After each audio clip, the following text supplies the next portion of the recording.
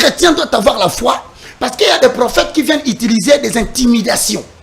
Mais ceux qui ont la foi, à Zionagé. Obanope Sembung. Obanope Sembung, non? Économie en Dagono, Obanope Sembung. Dans l'autre, il y a beaucoup de choses qui sont les 54. Alors, il y a un accident. Au matin, il y a un Koufi. Il y a Esaïe 54, le verset 11, 14 à 17. Quand on a énoncé les paroles de la foi, tout sera affermi par la justice divine. Bannis la crainte et la frayeur, car elle ne s'approchera pas de toi. Des tabilocs. Non. Si l'on forme contre toi des complots, sache qu'elle ne vient pas de moi. Si quelqu'un se ligue contre toi, il tombera sous ton pouvoir. Voici, je crée l'ouvrier qui fabrique une arme pour accomplir ses sales besognes. Mais j'ai aussi créé le destructeur pour le briser. En sorte que toute arme forgée contre toi sera nulle et sans effet. Au nom de Jésus. Et toute langue qui se lèvera contre toi en justice, et tu le condamneras. Jérémie chapitre 15. Ils te feront la guerre, mais ils ne te vaincront. Voilà, ça, ça solo. Pour nous terminer, faux prophète. Très bien. Téléphone est fungami, bobengi, bopesi makansi, mutuna suka na tuna Roger Bakezali. Pour nani ba pasteur autres au monde à l'église belé minene bazana batri. Mais basala ta entreprise ta société mon côté église. Romains 14. Basalate. Bangomo balate yo ba kolia minene. Ba gourmet minene, mapangu mituka. Mais pourquoi tout l'argent bozo gagner même dans l'église à Braza, même dans l'église à partout bozo Kalingala. Yondeko interprété pasteur no Rwanda Rwanda za Uganda za Suginani. Il y a des pasteurs aujourd'hui Azali bourgeois, millionnaire, milliardaire. Mais Azali ata moi entreprise ya maïté. Pour la nini? Une entreprise bon hôpital. Toi maintenant m'appelle. Toi maintenant mutuna no répondre na suka. Allô bonsoir. Obengi biso api komunani. Bonjour papa, obengi biso api komunani. Na bengi no na monga fula. Tozo kaundeko. Quittez le volume à la télévision. Papa Dani, quittez le volume à la télé, s'il vous plaît. Oui, na quitté. Merci. Oui, allô. Bete Bilo. Na lobby, na ngina tuna bonjour Babaka. Bonjour papa, merci beaucoup. Na ngina tuna vraiment na éviter selon là, c'est comme si on a un problème là ba passer basé levé parce que na mona ga massage ne beta akaba passer ya ko ba levé si o pi alimenter. Yango na ngaka na yeba problème c'est na luka ko opportunité ne lo pe monte na vanda ki na télé na zolandela yo. Mikolo cela analyse na ngai. Massage ne zo que mingi pas professeur du moment au tantu. Nani? Tatu. Bon, on a des appréciations. C'est ton appréciation. Toké ma tonsu badinga. Na lobi ote na dia appréciation nanga. Merci. Massage na yo ke ningi pana. Et lo nini yo trouvera ya mabe pana bango c'est passer lever ko sala miracle été. Merci. Et que na mboka na biso toza pe na ba bon pasteur bien ba bon prophète c'était. Très bien. Kitoko, merci papa Dani depuis mon. Merci beaucoup de Rolangai depuis mon Fula. Papa Dani. Merci papa Dani. On va répondre bon. Namoni de Komora au Robota. Maman Mireille. Je te salue. Au compte à insister quand tu es au compte ça yo. J'ai salué ton bébé. Allô, bonjour.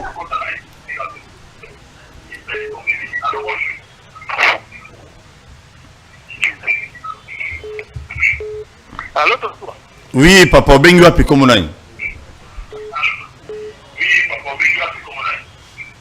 Vous demandez bien, comment on a M. Christophe, frère Christophe, depuis combien d'années il y a qui sont volume à télévision, toujours très bien, 5 sur 5. Beta Biloko. Papa, tout ça. Beta Biloko, ya. Na zana besoin, oui, bisa. Mutuo aza pembe na frère Roger qui na minute yo makambo ya zulu beza nango normal mais ngana ola tende appel na tous les chrétiens tous les pasteurs to zalande mutu ko na côté ya sango malamu oyo zo mema batu na bokonza likolo ngate naza fils ya prophète prophète nanga nzambe a révélé pour na monde ya que 2042 avril enlèvement prophétie aussi dans Daniel 9 début jusqu'à la fin dans Daniel 12 début jusqu'à la fin na ebi que papa Roger a yebi merci qui penga na ebi que tokoya tokobenga na tokomona na tokopartager l'évangile oyo mema batu na bokonza likolo merci na babiloko ba o Ok, il est parti. Merci beaucoup. Merci. Au bengi bolo batamo muki hein parce que bato beli bana besoin bengi yuzo benga yumo les 2 minutes. Attends yumo to ka taper mission kalate. Allô bonjour. Allô bonjour. Oui, bonsoir. Au bengi api komuna indeko. Oui, na bengi bino de près commune à Kinshasa. Oui. Kombo na ngai ezali Chika. Tozo ka ndeko beta biloko. Oui, bon, ngai na apprécié d'abord l'émission même si je ne suis pas chrétien, mais na apprécié l'émission. Ngai motuna na ngai ezali pour pas ya ndeko Roger Baka. Oui. OK. Solution nini oyo ye akoki ko apporter pour na église de réveil. Je pense que bien sûr azali koloba ba faute na bango obiso pe to yebi ezali ebele. Mais il faut payer ça l'effort pour éclaircir la solution ni autre que ça là. C'est parce que même aujourd'hui, payer les alliés dans le chaos. Mais tout le monde a la tête, il y a pays, sur les alliés chrétiens. Alors, n'est pas les alliés qu'autant vous ça m'a c'est que le christianisme est les alliés mabé. Alors, c'est Kaka expliquer qu'est-ce qu'on peut faire pour un pays et na chaos et qu'il y ait une évolution. Et puis, le christianisme et qu'il n'y ait pas une évolution. Donc après c'est la piste des solutions. C'est ça et l'on a. Merci beaucoup. Merci Ndeko. Merci. Merci, merci. Voilà. Allô, bonjour. Bonjour. Oui, au bengi api komonani. Bonjour. Comment va maman Mireille? Ouais, maman Mireille. Tozo kayo. Maman Mireille. Ah, Dalga juste na pesa merci na papa Roger Baka. Merci maman. Et papa Paul. Merci. Félicitations pour la émission. Merci. Dans na témoignage à papa Roger parce que tant nazaki na zemi asambele ko nanga et puis makambaloba nanga ekokisa maki. Amen. On pas que bota na bota moi mbali. Effectivement quand ayebisa kingai.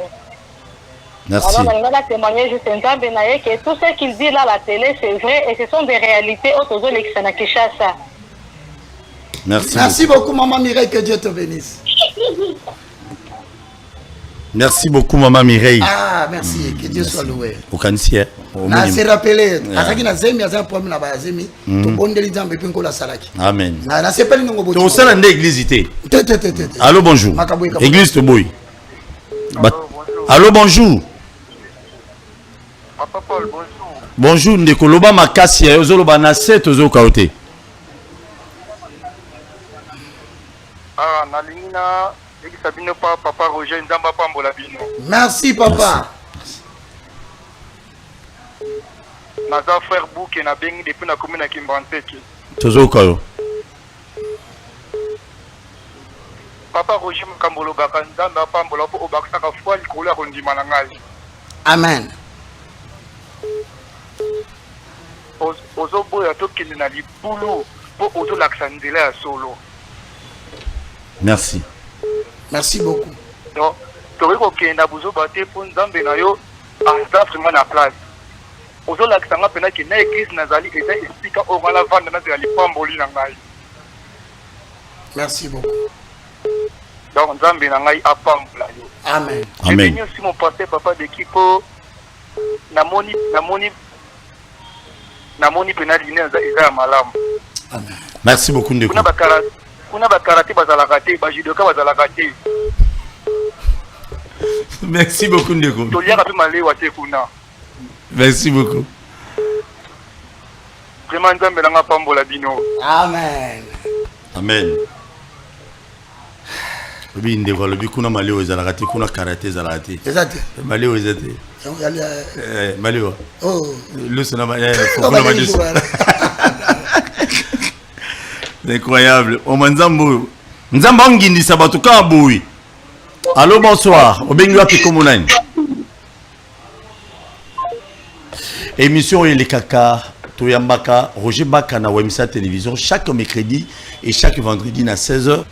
Na demande na bino to bando sala mercredi na Wemsa Télévision live et kozala rediffusé na ERB ya Roger Baka kuna ko de programme botu na ngate.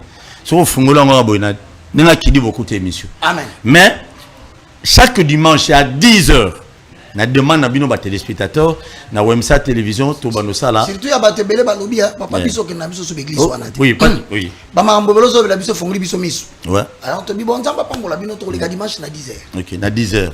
mais tokosenga mabonza te soki oyo olingo tina biso carburant awana c'est important pour courir kokende émission ekatani pour chaque jour surtout émission pour ça l'émission à 1h30 boina Roger Bar on a combien de litres 15 litres combien au tindi kaka ba numéro on a problème ti donc dimanche oyo to bande émission à 10h juste en direct je crois to lura moi mutu moi obeta moi c'était ya muke na début wana après to bondeli et puis l'homme de Dieu ngala l'homme de Dieu obi kate bomba mbongo na ndako mais si on nous soutenir biso ça n'est pas un problème ça sera le bienvenu oh t'es église t'es dimanche oyo boza la branche na Wemsa à 10h allô bonjour allô oui maman bengo api comme na quitte volume à télévision maman s'il vous plaît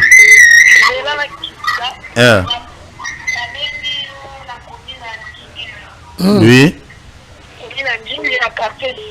oui toujours quand maman beta biloko Zambe asunginde na koti na luka na kota te. Amen. Kombo na maman nono kitoko. Oui maman nono. Na bengi vraiment. Nzamba pambola bino, nzamba mona bino na émission oyo. Amen. On a landa kango sone na kota tu musu na kota ndo ka rediffusion. Papa Roger sala musano ndengo zo sala. Amen. Mutu abandisa ote ofinga mutu te. Amen. Ozoloba na ozo bwakela pe mutu bwakela te. Amen. Mais oloba o eza la parole de Dieu etindi. La chrétien esengi to tambola ka ndeli lobe esinda biso. Amen. Bible nde yango marche te na biso yango lolenge na biso tokotambo. Soki yo lobi eke ekwentine na likambo ya mutu moko to prophète moko asalaki eza ya ye abongwa. Amen.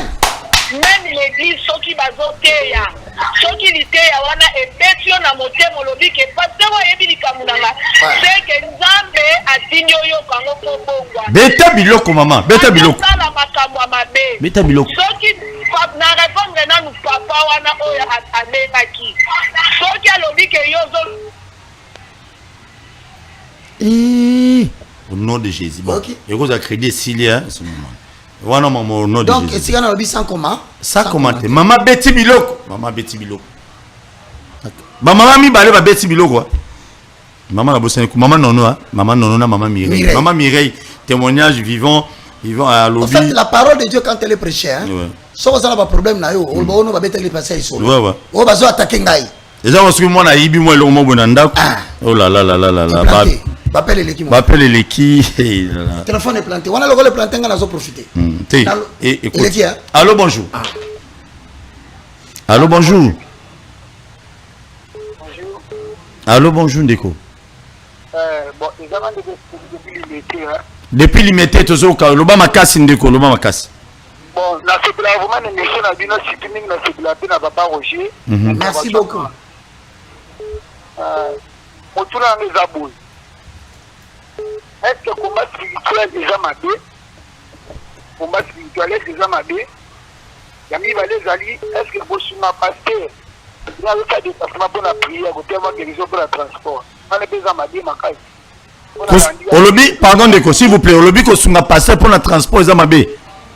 Ndeka zo matangomba ko pese mbongo wa déjà mabé. Alobaki ko pesa pasteur mbongo ake bon de la pona yonde za mabé.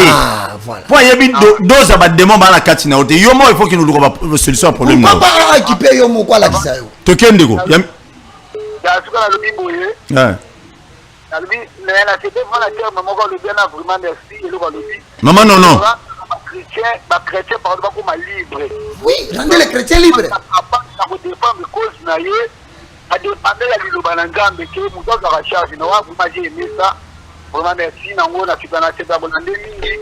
A continuer d'abord mais loko na bosenga na ye akeba minga d'encouragement maboko na soit des raisons à malamu soka la diga ba encourager malamu tant soit za ben erreur moko oyiba yango te mais asa la rappel des amis ya moko c'est que moi erreur des amis de façon que Afrique la toujours la droiture ya liloba. Merci beaucoup. Merci pour notre lit. Merci. Merci Yaya. bino boyebi ntango boloba ono tosoutenir bino tosoutenir so bakangi yo moto akie makala bokoya kotala biso te heureusement bakanga mpe biso te heureusement biso to na ngambo ya nzambe mikolo nabongoli motema na ngambo ya nzambe politique autorité baesprit mauvais tozokomima molimo koti na champ politique mandat d'amener mandat d'amener wana bayeluka mile no dg mpe eluka yo ntango oyalukanga na makala oyatalanga boyo no so okoisika jete otikali mpe tomomona loin. Allô, bonjour. Allô, bonsoir. Bonjour, papa Paul. Oui, maman, bengi biso. Bonsoir, la bengi na partie à Congo Central à Mbazamou. Beta biloko nza maman no maman. Maman nani? Idorine Dolele. Oui, maman Dolele, beta biloko. Bana Mbazamou. Nzamba Pambola pour l'émission, Pambola pe papa Roger Baka. Na ndenge azo lakisaba na Nzambe makamalamu. Parce que l'anzela na yende tozo comprendre makambo zo leka na monde actuel. Donc on ne besoin tout monde parfois normal zo les normalité. En tout cas nzamba pambola penza pa Roger, nzamba zala na e na zape te dans tient na prière penza ba protéger bino. Penza ba ko différence na connaissance ya parole de Dieu. Par Roger na ngeki na tuna sumutuna oyo. Tungisanga mingi on a zo ko ba te belé. Ceux qui mutu azana règle. On a côté église des ali soumute. So azana règle so à côté église des ali soumute. Merci maman. Bana banzangungu bozwa biloko na komuna Yesu. Banzangungu mobimba bozwa biloko. Bozwa biloko. Amen. Merci beaucoup. Et c'est aussi razi biloko apôtre Paul. Amen. Ya. Derrick wa distrait. Senga na pambola yango. Allô, bonjour. Allô. Obengi biswap komunani. Komuna ngai Willy Boyo na binga parti ya commune ya Mateki. Ndeko nanga Willy qui tient volume à télévision to sur la bien ndeko. Alors papa Roger Baka na ndeko nanga na pesi bino merci. Na émission bozo présenté en tout cas ça va donc OK. Merci. Papa Roger Baka en tout cas mute intimidé ndenge nani mutuma lobaka en tout cas continuer chemin na ndenge ba disciple bazalaka. Amen. Bana ko kata ba disciple ba mutu pour la vérité. Je peux que nega liboso. Merci. Amen. Natana si je suis moko papa Roger Baka, je ne sais pas oza mutu au bon de la ramingi. Oui. Est-ce que moi ils allaient être na prière au sala parce que chez nous to lobasusu comme moi j'hésitais mais on utilise le nom que les disciples utilisaient le nom de Yehoshua Amashia. Est-ce que les disciples lelo, est-ce que ceux qui sont la musique disciples, est-ce que va reconnaître comment il y a Jésus-Christ? Je m'arrête là. Question ngoya makasi wana mama mulibo yemu ndalo Merci beaucoup. Donc tu dis que les disciples aujourd'hui va utiliser plus comme ya Yehoshua. Te alobi boy. Ceux qui bozo sambela. Batu mususu na kombo ya Paul, na kombo ya Abraham, na kombo ya baboy, ba disciples. Est-ce que ceux qui ba disciples na ba c'est quoi ce que ba honorer sous kombo ya Yesu. Donc kombo ya Yesu etant masu mingi te. Bazo na nyango petit à petit. Ba yo ni kombo ya Yesu. Na kada kule ba kotanga Paul mobo. To ndi Paul mo nganga na samai. Oba ono nzambe ya Paul. O nzamba Paul. Nzamba Paul wana kombo des déviationnistes. Ba dévier masolo. Kombo ya Yesu ebunga ka boy. À mon nom vous chassez. Nzamba mona aussi na no balate. Nzamba peso moi si. Bonsoir papa. Bonsoir ndeko bengi wapi komunani. Monsieur Jean-Paul. Monsieur Jean-Paul obengi wapi komunani. Avec la commune à Kina. Ne komuna Monsieur Jean-Paul. Na lobia papa. Tozo ka yo ndeko beta biloko. Question maman wa utoto na wana c'est très important. Tozo c'est la réponse à passer vraiment parce que loko wana webi ke loko wana des zones ça maka mususi mama kasi. Il faut passer toujours c'est la question maman on est à capitale. Azo répondre. Ayo pour la question wana vraiment na toujours c'est la ngomi. Azo réponse papa. Ozo réponse. Que loko wana ndebo makafe. Eloko wana. C'est bon. Oui ou non akoko te akoko tati. Merci ozo réponse. Merci. Zar calme. Maman Tunaki des fois bande musu comprendre. Maman le bisu moi si depuis Banzangungu. Alors bisu moi si azana règle est-ce qu'il y a encore église té. Non, et que Zala calme. Pas le bien que musique. Et que musique. Ils ont créé problème dans ta chambre. Allô bonjour. Comprendre. Zala calme. Allô bonjour. Obengi wapi komuna kitsa volume à télé.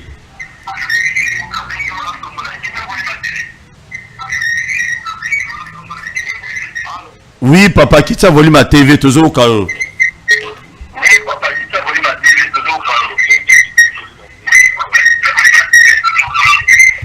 Très bien, m'appelle Sili Awa. Avec beaucoup de respect que je vous dois, surtout lobby, parce que Roger Baka, question à tout qui a pasteur millionnaire, Lelo, bazana li kanisa ko ça ta dispensaire, atama boutique na compte église pour nous repasser ba fidèle musu misalati. Parce que nous voyons des églises et minen. Ata ba bisa pa ambaso marate. Ba luara ba bisa transco. Est-ce que c'est normal donc mabonza na badim na bomon na nyon se kota et ça la kanina na kati église. Romains 14.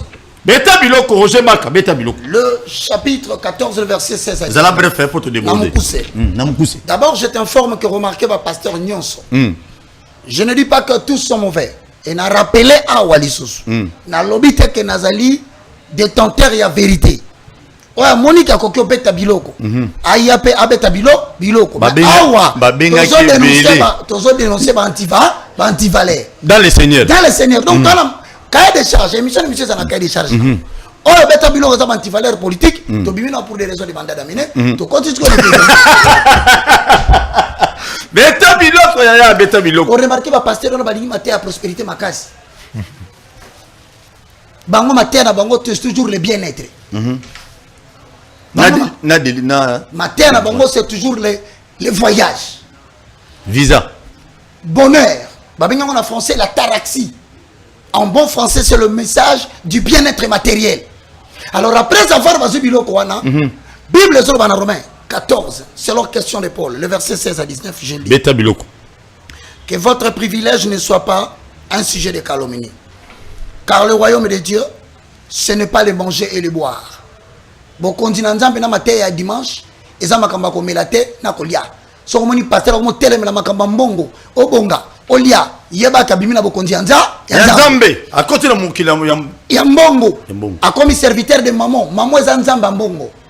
Il y a des chantres musiciens chrétiens avant yemba l'église no mbongo caché si autant yemba na douche ne asanga nani caché tawo yemo sana yemo na kata douche aso répéter nzembu na ye kuna na douche mutu azata yembeli mutu te asangi caché pa ya nani asangi pas douche et bon pour l'église voyez yembela nzambe ozosenga caché yani toloba te. Le royaume de Dieu, tu vas comment servir maman. Maman ça c'est des mots ya mbongo. C'est-à-dire nanenga soki noté ya azo calculer église dans la 4 cultes. Il se dit déjà à comme on a $1000. Alors bato nengo wana soka zimbongo wana ako investir dans musala nzambe te. Alors ça l'hôpital te. Ce sont les ouvriers du ventre. On notait déjà Romains 14, 16 à 19, la question Paul Tosu. 2. Bazu bilo quoi? Donc, pasteur Nyon son ok. Donc, on a des mots à maman. C'est ça? Maman. Maman. Donc, sur mon église, les amouniens, pasteur Azaba Jeep à 300 000, 400 000 $. Avant les esclaves de luxe. Donc, ils ne pensent pas. Esclaves, il y a luxe. Bino Batubopé Sarabadi Mikuna. Dans la bouton machette, et en or. Montre à lati est en or massif. Chemise à lati est tige coton original. Et où tout droit de la France. Veste à lati au sentir que même nanda va talaki na miroir ravaya. Mais dans la condition de vie yabandimi. Joie interprète na ye. Dans la chaussure newfle. Oui, bien interprète mon book. Ah, émission bakonzinanga commercial pardon ba c'est minute pardon oyebi na mon interprète mon boy pasteur na la tra bien na mutu ga bien pasteur on la ta veste wana kutu ya tombola kutu te col oignon se disait kufu Eliami déjà ça là déjà différence ça parce que chaussure à lati on mon est-ce que tu vendre la ninga si et toboka déjà Paul na lobi na yo ke okoyeba discrimination e banda ka partir de sika pasteur azo telema n'est-ce que interprète azali interprète babo ki kuna na lubo akopusa na la place pasteur la télévision interprète azala masina azamu tupamba allez kotoyo yazala gombe ala mo fleri même na quatre église tomba zote ya bazana cher mon côté beta biloko pa pesi mali ba na ye mo mke wana mais pasteur asu oya ye royaume kingdom of the pastor you wa tapie la discrimination et pese la tapie rose à la 10 cm biloko ebeta mayaya on va comprendre que babengi bango les serviteurs du ventre et ça bato batia kaka makambo yambo deuxième catégorie. oui ozo continuer c'est ça que j'ai dit depuis bano kende ba église ya jare ya bongo pasteur no azana luxe azana bien na bana na inyo bana ko ba poli bandumba ba noaler pourquoi parce qu'il n'y a pas Dieu en lui zwa biloko Paul ngana yebisa yo zwa biloko na mona église batia offrande panier dollar na panier ya franc congolais papa azwika ka mbongo ya dollar akenango nzamba za likolo na kokosela makambo te pasteur munene église pasteur ya munene ya bukilo na limité côté industriel na on répéter le makambo qu'est-ce la longwa pour na likambo wana alors papa rozo soki na longwa c'est parce que c'est trop imaginez ba mbongo ya dollar to pesaka pasteur bakanga rango ba pesi yake nango mais ba franc apesaka mwana na ye akeno sala ba distraction ya mwasi tikolo baba yande bana ba pasteur belé kondima moins ya moso mona mbongo wana lokola batu musu baki na bakindoki na bomba bwaki na kati baki na mulima kipere na bango bwaki na kati lokola pasteur mulima kindumba pena mona kabana ya ba pasteur bakoma ko sauter banda tout mais bilo parce que mbongo fallait que na orientation mususu pasteur na fanatisme na ye apesi mwasi na ye na bana balia mulima mabeko iko tima pasteur impoli mwana pasteur liboso azana locks mususu wana dépensera pas ouais moi si wana songa ka 23h chaque jour parce na sentinelle alongola ba 1000 roi likamso to yoki ka sotakamir et uti wapi mbongo ya batu ba pesaki osomona pasteur comme bisa ton église ne jouez pas avec moi ici vous ne payez pas pour moi à la maison mais ndako wana yo tongi mabonza misa mabonza ba pesaki awa to évoluer yango ne na lo babo ndeko bozo pesa dépose en église wana papa des fois au pesa ba mbongo pesa bo frande belé ya bosunga émission yo sikoyo na sona lo bate bosunga émission yo bosunga biso deuxième question beta biloko Matthieu chapitre 24 le verset 23 au verset 26 je lis au nom de Jésus quant à la question de dire tozo diriger manduki na biso vers le prophète blanc. Je le souhaite un heureux mariage. C'est pas blanc. Ah oui.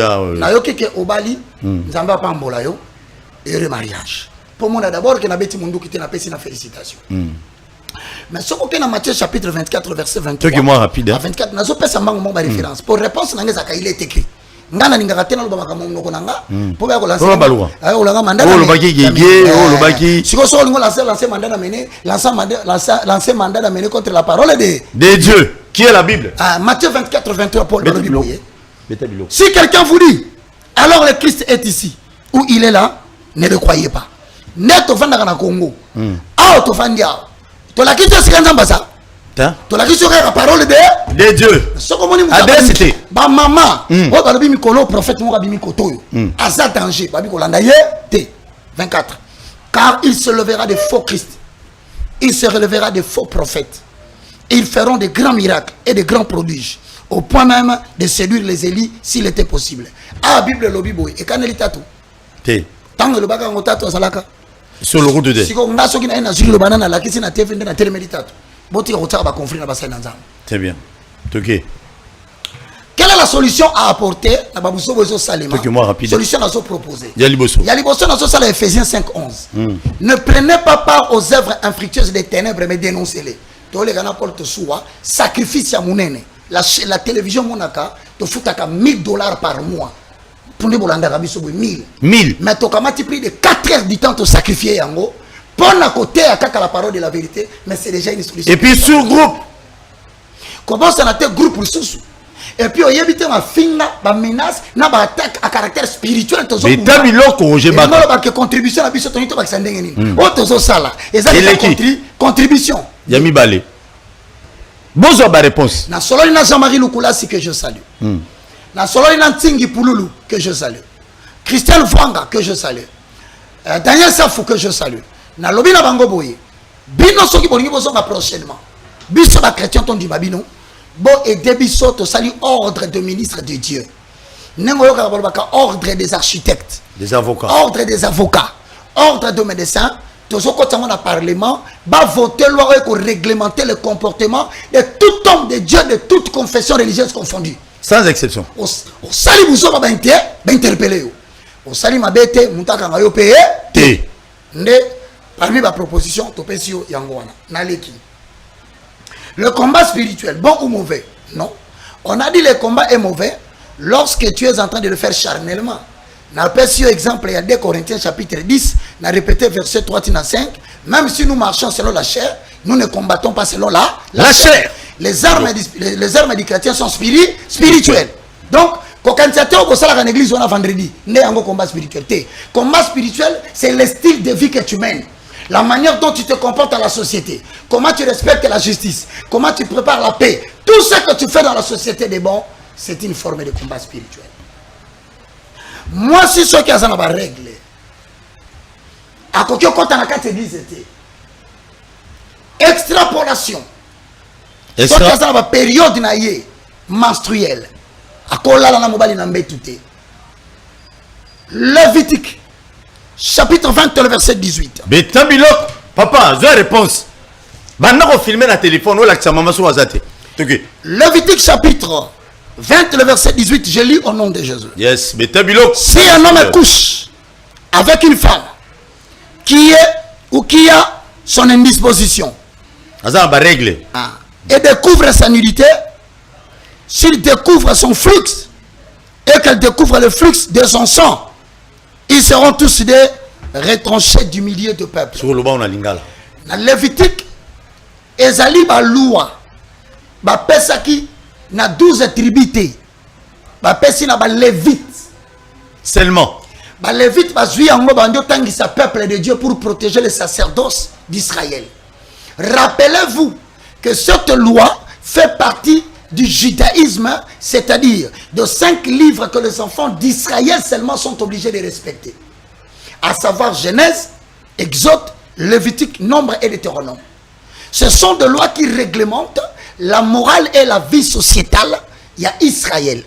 Mais est-ce que Sikoyo, moi si Pelelo, Nathan Otozali, dans le Nouveau Testament, à Koki Kokot Église était, la réponse est donc non. À Okota. Deuxième question. Est-ce que ceux qui alali na butu, Moubali na ya tuniye, chéri na yoki moupa ya kotinga na nzoto. Zopilo, ouais, c'est mon père côté na nzoto. Na kati. Atia mama liboko mama biko si. Kosimba te. Toqué le Nouveau Testament. D'Eric Zoa Bible yaya komagata na régie. Hébreux chapitre 8 le verset 1. Voilà le Nouveau Testament. Tu vois dans Lévitique dans ce testament, tu es dans le Nouveau Testament. Papa beta bilo. Si quoi dans le Nouveau Testament, Hébreux 8 1 à l'obiboye. Le point capital de ce qui vient d'être dit. Yamotuya na makambo to koloba.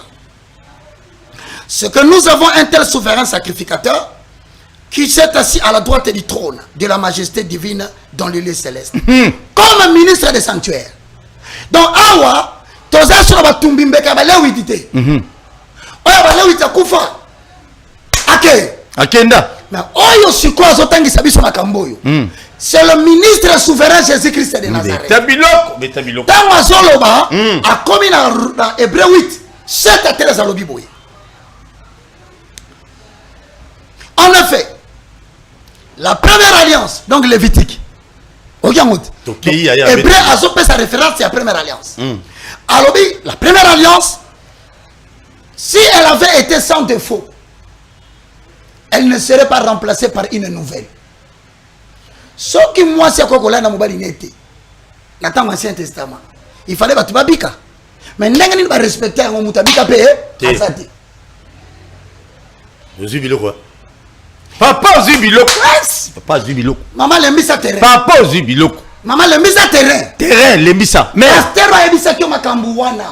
il ne t'a pas dit la vérité, je t'annonce la vérité. Et puis il va la noter. Yoka sikoyo. Beta biloko asuka. Na verset nango 13 à 14. En fait, Romains 8 et Souki na 13. Paul Yoka. OK. En effet, en disant une alliance nouvelle, il a déclaré ancienne est la première. Et ce qui est ancien, c'est ce qui a vieilli. Et c'est ce qui est sur le point de disparaître. Ici. Très bien. Mais cependant, dans le livre de 1 Corinthiens chapitre 7, le verset 1 au verset 10, exception Mougeza soulevé wana. Balobi boye. Une femme ne peut pas priver son corps à son mari. Bah soulever exception de. à son mari likangute mais à son mari mobali na ye no bani kama batu babalana babalana potato insisté azana système ya embargo ya 4 jours selon la durée wana mama zana bupanzi mama ko change ko zapete zana ozo biloko na un Corinthien kalele papa balo na mbongo ebele boy ta le corps de la femme ne lui appartient pas le corps du mari ne lui appartient pas que personne ne prive à l'autre son corps. Yes. Babaki na se balobi ata mama kilate. Mais Paul Nazoloba, si ce n'est d'un commun accord pour vaquer à la prière. Mais ne prenez pas beaucoup de temps. Retournez ensemble pour ne pas donner au diable l'occasion de pénétrer en raison de votre incontinence. Donc ce qui papa c'est pelier moko. Maman, na moni za la période ya mabe ozo sambela. Na tiki osa? O sambela. Mais arobima na chambre te. Olala wana. Akolonga na mbetu te. Akolala wana. Elle n'est pas impure. Ça est le beau kata boye, ça est le côté. Ce qui peut ko pesa bisu pesa. Pesa yi. Maman, ce qui peut ko simba papa ça moi caresse pesa. Ça là ngo maman. Parce que l'église on dit ko panza ba foyer ya ba. Ya batu. Biloko bolo bana bozongo wa. Wapi. Siko awa balobi de commun accord elingo lo baboye. Maman ko ta prière. Za maman na. Na il faut solana papa parce que ce qui maman ko ti prière. Oui, si papa te. 22h de coquille, on va dire papa dans la chambre. Quand tu es dans la moto, le feu, papa zota loka. Ah, zélo, sko. Dès qu'on s'est ici, madame Moko, abisio, bon maman. On te laisse la prière, maman au soumouki. Oh, qui n'est pas pasteur dans la ville, tu prières à 4 jours, mon père y habité. 3e jour, où tu voyages à côté, il y a 4 prières. Alors, comme on a déjà 7 jours dans le voyage. Alors, on a besoin de la moissinanga, à côté de l'église, au soumouki. Yes! Boye bisaba maman. Ba pasteur va ko sabinoter. Vos maris sont plus importants que les pasteurs. Yes! Na répété. Toute religion oya mutu oyo azo prendre soin de la famille na yete, azana religion vaine. Et la foi de cet homme est plus qu'un infidèle. Prends soin de ton mari, prends soin de ta femme, prends soin de tes enfants, travaillez, mais faites le combat spirituel par la voie de la prière. Très bien, merci beaucoup. Merci papa, oui, merci beaucoup. Na PCB merci. Beau s'abonner massivement. La chaîne Nabiso YouTube à Kinoa Balobi TV. Programme Nabiso Zalaka. Mercredi 16h. Tobeti Biloko en direct téléphone ouvert. Vendredi rediffusion. Programme Asika. Dimanche à 10h. Tout ça la live. Pour na bateau belé bazat dessus. Et pas serviteur de Dieu belé. Balobi va serviteur de Dieu. Dimanche biso na bino. Tout ça dans programme après c'est 2 heures parce que tu es maman mon keza la que tout ça là. Amen. Mais et le Roger Bakalobi c'est très capital mes chers frères. Ya tianga na Roger Baka pour le bongo à Kosi. C'est très capital. Pour ça le bien ngote la bino. Parce que papa omoni ba papa mususu obi bolingi ko mela bimela mela banzete bo mela kawana ba bo mama matakita mundongo mugomboro nyoso bolia na babaro bovanda kawana. C'est vrai. Si vous avez papa, vous avez parlé. Aza déterminé. Aza déterminé. Kolobana peto papa zana maîtrise. Aza na maîtrise aba peto pourquoi? Attends papa tu quel match maman. Il faut. Ce qui papa ndimi et moi simba ne nini. Est-ce que mon gars yoté. Parce qu'on privé au sumuki. Oh. Penza ba yo côté. Et puis bon ba maman bon on est botina ba papa ça qui ndumba libana ba minere. So akute na minere. Oh, attends, la film on est réunion. À quoi chevelo mobile, à cheveux tant raison on a parlé. Attends, yo mo na moto simbeboui, papa fatigué. Pourquoi? Yom te fungula. Ciseaux. Trop de prières. Ba passer on ba ibele ba ça qui ndumba. Mukologa nzamba o permettre na mboko to tanga ba pasteur mususu. Ba église minene bo mona onga na yebi. Na yebisa bino une fois na flat na ngai une fois. Un pasteur renommé, il y a Viloyo. J'avais na ba payamo ba ya kito solo passer à munen a kita na tunu muta réception a kita na mwana 17 abo petite moi ya na tongwa wa zeleti aye aux anniversaire na ye parce que passer on a chaîne à télévision abio non fêter l'anniversaire anniversaire à la chambre mineur en plus mais c'est anormal mes chers frères mineur mais c'est anormal nzambe na ngamono Roger Bakapeta bilo on a moni destin ya nini les destins volés. On a mis 6 livres, Moussous. On a mis ça qui 4. 3 au 4e. C'est-à-dire que nous avons bien une mission face à là. Et tu es comme ça. Et ça, c'est pas nangai. Ce qu'on a dit, c'est que Satan a un destin. À quoi il y a Paul fallo dans la chaîne. Ma commission Mobola, Azuki Chen n'a pas le diable le fait. Le voleur ne vient que pour dérober, détruire et tuer. Fais ça numéro. Fais ça le numéro de téléphone. Plus 243 90 79 66 785. Nabandeli, ils appellent WhatsApp. Hein? Plus 243 90. Fais ça au malembe. Va tout le monde va stylo. Toke comment maman? Le bagat a des chiffres, des chiffres. Papa. Plus 243 90 79 66 785. Bandela ngolo susu. Plus 243 90 79 66 785. Merci. Bondela kambala mo. Na soulever sur exception à ici. Tolobi te kopé ça ba mo ya on tolobi eza mabe. Mais solliciter une requête de prière, c'est pas mauvais. Mbongo ndeto boy. Te mabendo pesa ye mbongo. Toi qui bonde la dossier na yo. Ba ke zwali kamunanga mata. Ya kolanda cours na université de la foi chrétienne. Kuna toranda ka batu libre. Nous autonomisons les gens. C'est-à-dire que nous rendre capable de tenir ferme devant les combats à Nazareth. Mais l'école nous on faut tirer na Tchango. Si, tous ça déjà la batu ba bengi na Tchango. Na route mo kalipe to que nous tient. Ah, on a bien. Alors maintenant la sengi na batu bazana ndako c'est le moindre de tous to bonde là. To bonde là C'est ya. le moment où Dieu va répandre la puissance pour visiter les gens. Mais est-ce Père que céleste au nom de Jésus, oui, Olobi. Mais je sais il y a des couples parce qu'il y a pas problème, boire un problème belé, vous a réconcilier. Ba katali kambona kali. Prière à zo salo. Et bah que c'est belé. Ya beta biloko na ebe yo solo na nzambe. Merci beaucoup. Dieu tout puissant, je te loue, je te glorifie. Merci Seigneur Jésus-Christ mon Seigneur. Louange à toi Saint-Esprit, le paraclet, le communicateur indispensable de la grâce. Je confesse de ma bouche le Seigneur Jésus. Je crois dans mon cœur que Dieu a ressuscité Jésus d'entre les morts. La Bible dit Christ étant mort, il est ressuscité. Il est monté vers les hauteurs. Il a libéré les captifs et il a fait des dons aux hommes. Je proclame que tous ceux qui suivent cette émission, sortez de toute forme de captivité spirituelle au nom puissant de Jésus-Christ de Nazareth. Marc 16 et 17. Voici le miracle qui accompagneront tous ceux qui auront crié à mon nom. Or, moi, je crie en ton nom, Jésus.